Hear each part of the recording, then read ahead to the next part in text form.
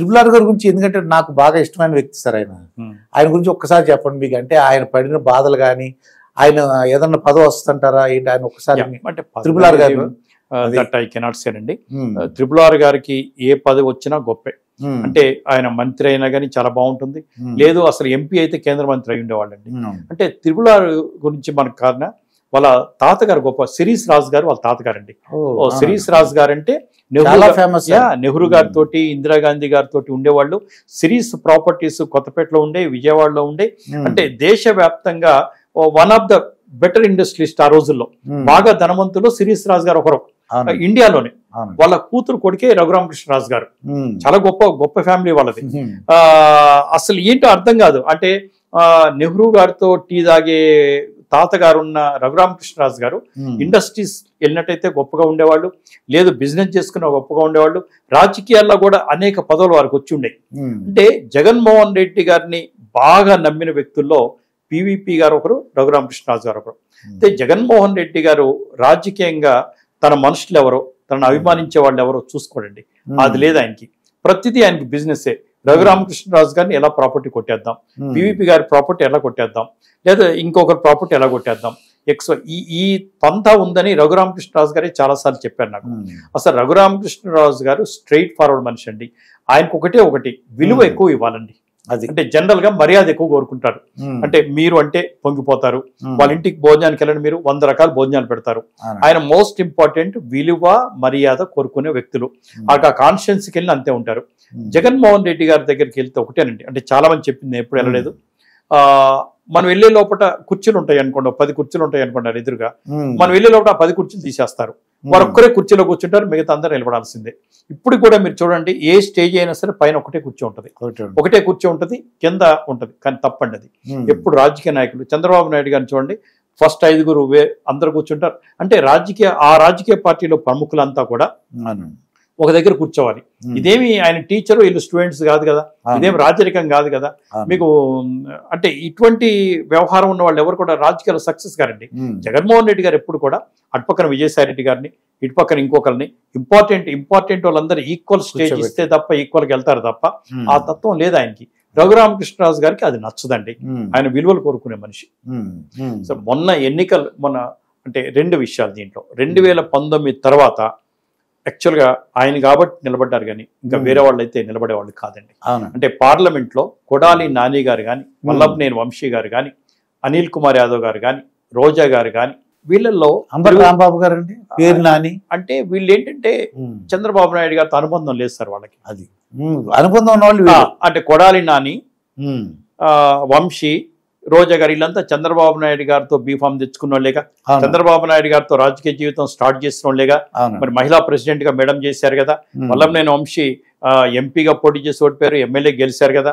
మరి Kodali Nani MLA ticket తెచ్చుకుందే, sir దగ్గర కదా బీఫామ్ తెచ్చుకుందే.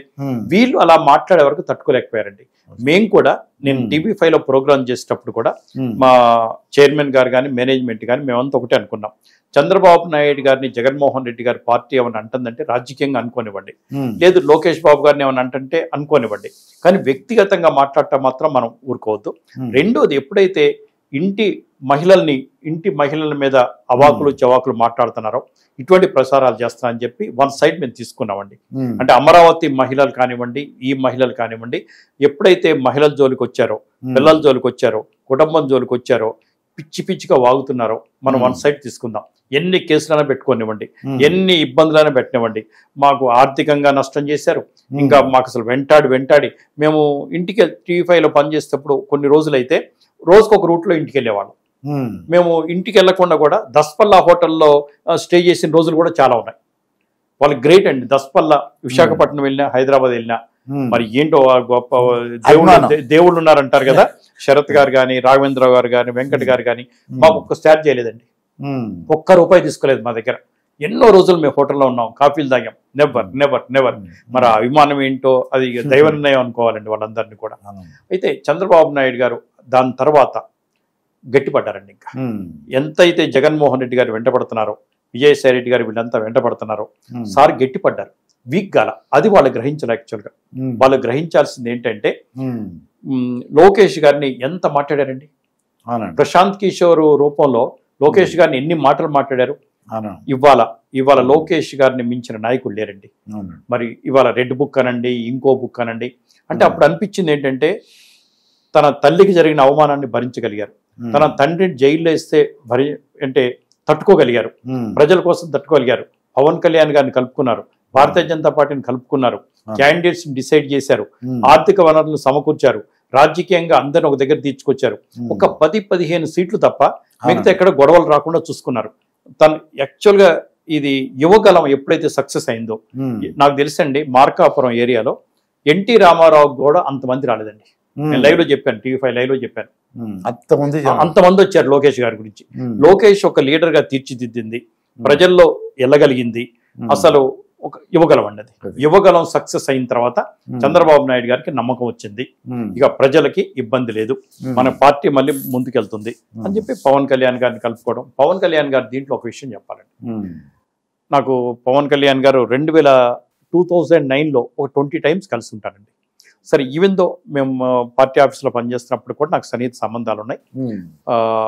పవన్ కళ్యాణ్ గారి దగ్గర ఒకటేనండి, మీరు అడిగారు కాబట్టి చెప్తాను, ఆయనకి ఉన్నది ఉన్నట్టు చెప్పండి, తిప్పి తిప్పి చెప్పొద్దు. పవన్ కళ్యాణ్ దగ్గర మీరు ఏదైనా తప్పు చేస్తే కూడా, ఇదిగో నేను ఈ తప్పు చేశాను, అనుకోకుండా తప్పు చేశాను, నన్ను మీరు రక్షించండి అంటే చాలా జాగ్రత్తగా చూసుకుంటాడు ఆయన. అంతేగాని ఆయన దగ్గర నాకు తెలిసి మీరు 2 నిమిషాలు కనిపెట్టేస్తాడు, మీరు కరెక్ట్ చెప్తున్నారా, కరెక్ట్ చెప్పట్లేదా, ఆయనని లోపరుచుకోవడానికి చెప్తున్నారా, లోపరుచుకోవడానికి చెప్పట్లేదా అని గ్రహించగల శక్తి పవన్ కళ్యాణ్ గారి. ఎస్, అందుకని ముద్రగడ పద్మనాభం గారు కానీ, హరిరామ్ జోయ్ గారు కానీ, నువ్వు 90 సీట్లకు పోటీ చేయి, నువ్వు 100 సీట్లకు పోటీ చేయి, సగం సీట్లు అడుగు, నువ్వు ముఖ్యమంత్రి అవ్వాలని కోరుకో అంటే ఆయన ఒకటే చెప్పాడు, సార్ మీరంతా కలిసి ఏం చేద్దాం అనుకుంటున్నారు పార్టీని. జనసేన పార్టీ పోయినసారి పోటీ చేస్తే ఒక్క సీటు కూడా గెలవలేదు, నేను 2 చోట్ల ఓడిపోయాను, మీకేమన్నా అర్థమవుతుందా? నేను సర్వే చేయించుకుంటున్నాను, పూర్తి స్థాయిలో సర్వే చేశాను, మీరంతా కలిసి ఎక్కువ సీట్లు పోటీ చేయమని నాకు సహాయం చేస్తున్నట్టుగా నటిస్తూ జనసేన ఓడిద్దాం అనుకుంటున్నారు మీరు, జగన్మోహన్ రెడ్డి సపోర్ట్ గా ఉందాం అనుకుంటున్నారు మీరు. దయచేసి ఆయన రాజకీయాల్లో మోస్ట్ ఇంపార్టెంట్ వర్డ్ అండి, నాకు సలహాలు ఎవరు చెప్పొద్దు, సలహాలు చెప్పేవాళ్ళు నా దగ్గర రావద్దు, నేను ఏమైతే చెప్తానో అది చేసేవాళ్ళు మాత్రం నా దగ్గర రండి, నా వెంట నడిచే వాళ్ళు నాకు రావాలి, కానీ నాకు చెవిలో జోగేరుగలు నాకు వద్దు అని క్లియర్ గా చెప్పాను ఏకైక వ్యక్తి అండి. కానీ చాలా మంది అప్పుడు అనుకున్నారు, ఏంటి పవన్ కళ్యాణ్ ఇలా మాట్లాడుతున్నారు అనుకున్నారండి చాలా మంది. సార్ ఎప్పుడైనా అడ్మినిస్ట్రేటర్ కానివ్వండి, లేదంటే రాజకీయ నాయకులు కానివ్వండి, ఒక లీడర్ క్వాలిటీస్ కానివ్వండి, వీళ్ళు ఎప్పుడు కూడా వాళ్ళకి స్వతహాగా నిర్ణయాలు తీసుకునే శక్తి, అధికారం ఉంటేనే ఆ సంస్థ ముందుకెళ్తుంది తప్ప నువ్వేంటంటే ఇంకోటి చెప్తారు, నువ్వేంటంటే ఒకటి చెప్తారు. ఇతను చెప్పింది కనుక మీరు అమలుపరిస్తే ఇతను కోపం వస్తాయి, ఇతను చెప్పింది అమలుపరిస్తే వాళ్ళ కోపం వస్తాయి. సో అసలు సొంత నిర్ణయాలు తీసుకోలేకుండా, సొంత ఆలోచన లేకుండా ముందు ఏం జరగబోతుందో తెలుసుకున్నప్పుడు అతను లీడరే కాదండి. ఇప్పుడు చంద్రబాబు నాయుడు గారు, నేను ఒకసారి లైవ్ లో చెప్పానండి, చంద్రబాబు నాయుడు గారికి జగన్మోహన్ రెడ్డి గారికి తేడా ఏంటంటే, చంద్రబాబు నాయుడు గారు లీడర్, నెక్స్ట్ జనరేషన్ గురించి ఆలోచిస్తారు, 2047లో ఉంది, 2020లో ఉందని. జగన్మోహన్ రెడ్డి గారు పొలిటీషియన్, ఎప్పుడు ఎన్నికల గురించి ఆలోచిస్తారు. 175 సీట్లు నాకు వస్తాయి, నేను తెలుగుదేశం పార్టీని లేకుండా చేస్తాను, దత్తపుత్రుని లేకుండా చేస్తాను, అసలు తెలుగుదేశం పార్టీ ఎక్కడుంది, మొత్తం 175 నాకే వస్తాయి. ఎప్పుడైనా ఎలక్షన్స్ గురించి ఆలోచిస్తారు, పొలిటీషియన్ ఎలక్షన్స్ గురించి ఆలోచిస్తారు, లీడర్ నెక్స్ట్ జనరేషన్ గురించి ఆలోచిస్తారు. ఇక పవన్ కళ్యాణ్ అయితే 21 సీట్స్కి అందరూ కొద్దిగా ఇబ్బంది పడ్డారండి. వాళ్ళలోనే ఎవరైతే కొంతమంది ఎక్కువ మంది సీట్లు ఎక్స్పెక్ట్ చేశారు, మాకు కూడా సీట్లు కావాలి, మా సీట్లు కావాలి, ఆయన గొప్పతనం అప్పుడు తెలిసిందండి అందరికీ.